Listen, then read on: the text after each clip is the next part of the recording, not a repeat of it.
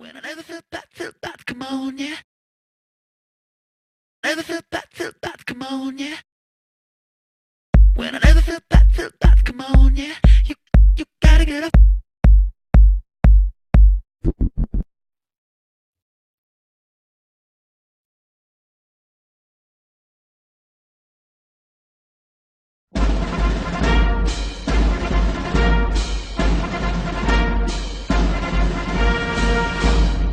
Welcome to this presidential moment. Warren G. Harding was the first candidate to hire a speechwriter, and loudspeakers were used at his inauguration for the first time in the event's history. He had the largest feet of any president. He wore size 14 shoes. Harding was the first president to visit Alaska and Canada.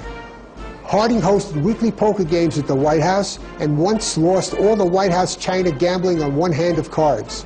Laddie Boy, the president's Airedale dog, sat in his own chair at cabinet meetings. When the president died in 1923, there was no autopsy. Some believed he had been poisoned by his wife to save him from the disgrace of a scandal-ridden administration. With a moment in presidential history, I'm Sam Schechter.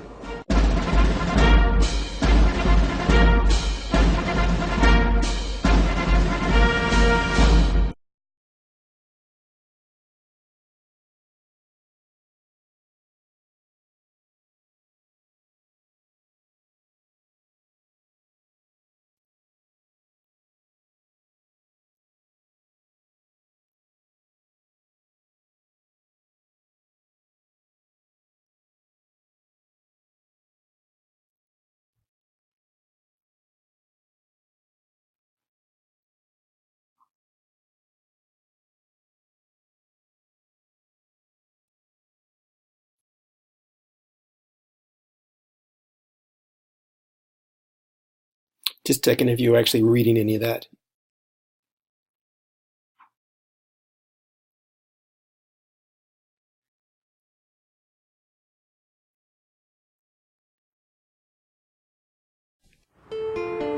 When President Harding died, Vice President Calvin Coolidge was at his father's home in rural Vermont.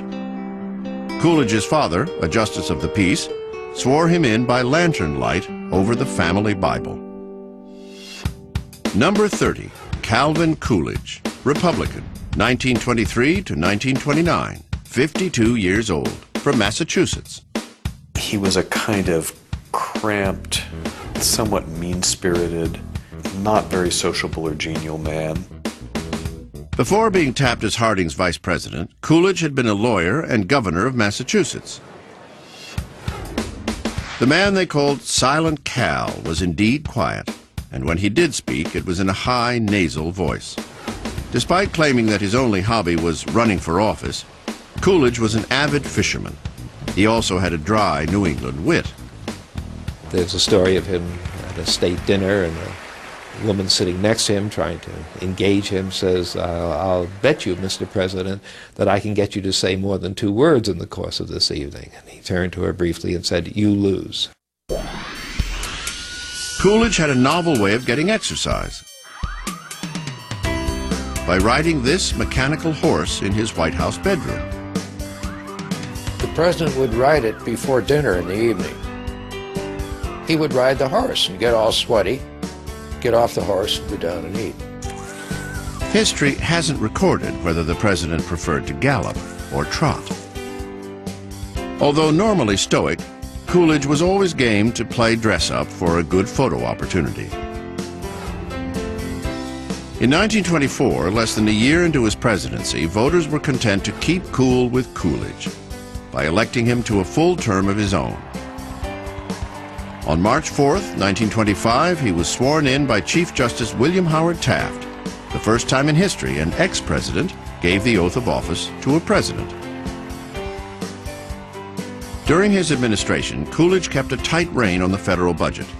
He used his veto power to kill pay raises for postal workers and bonuses for World War I veterans.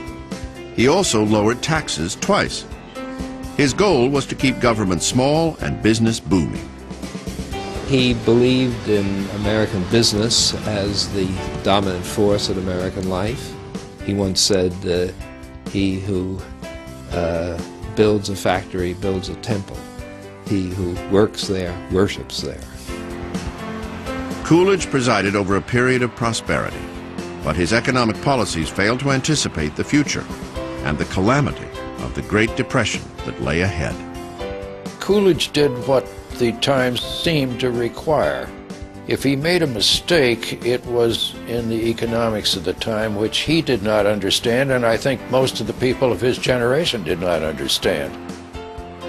The president may have missed the increasing signs of economic instability because his management style was to rely heavily on his cabinet. The case in point was Andrew Mellon, the Secretary of the Treasury. He was the third richest man in the country, and no recession, not to mention depression, could touch him. And I think he didn't understand what was going on, and Coolidge trusted in Mellon, and thereby made an error. In 1928, Calvin Coolidge decided not to run for a second term, and his Secretary of Commerce, Herbert Hoover, won the White House. Popular in his day, Coolidge is now largely a forgotten figure, a quiet president who presided over a roaring era.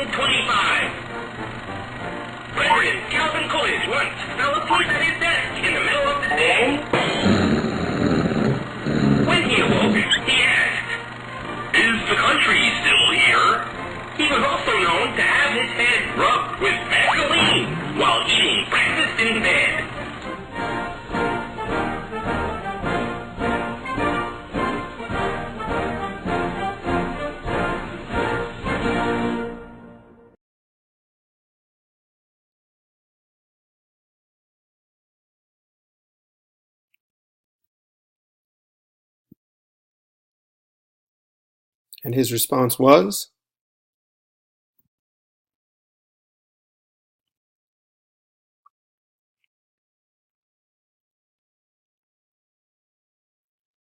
When you went to eat at the official White House dinner, 27 forks and 32 spoons or something like that, and people were told, just do what the president does. Well, halfway through, whatever, he would grab his saucer and fill it with milk, and so everybody that's been told this grabbed their saucer and fill it with milk, and then he would call his cat over, and everybody's left holding a saucer of milk. They officially could ring in, everybody would come in, he's hiding under the desk, nobody can find him. Even better than that, he would sound the alarms in the middle of the night, hide in the bushes, and watch the Secret Service freak out trying to find him. Fun guy. His best, painted hair on the official portrait of John Adams. John Adams was quite bald, and he said the glare kept him from getting any work done, but he really didn't believe in doing any work anyhow.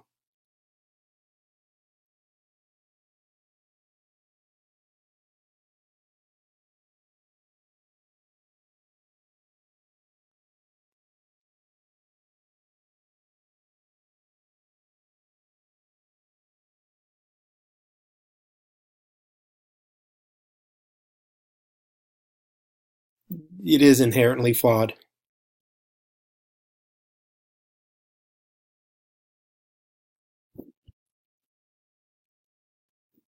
War is illegal. And if you break that,